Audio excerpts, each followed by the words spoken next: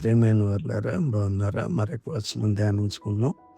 ఆయన యందు నిలిచి ఉన్నవాడునని చెప్పుకునేవాడు ఆయన ఎలాగూ నడుచుకొనెనో అలాగే తానును నడుచుకొన బద్ధుడై ఉన్నాడు.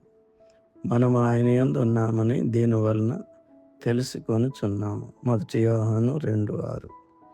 ఆయన యందు నిలిచి ఉండుట అంటే ప్రభువైన యేసుక్రీస్తుతో అన్యోన్య సంబంధమును కొనసాగించుటకు మనం పిలువబడ్డాము. ఆయన నడుచుకొనిన ప్రకారము నడుచుకొనుటంటే ఈ సంబంధము ద్వారా ప్రభువైన యేసుక్రీస్తు వారి బోధనలు మరియు యేసు ప్రభు చూపిన మాదిరిని మన జీవన విధానంలో ప్రతిబింబించే విధంగా నడుచుకోవాలి.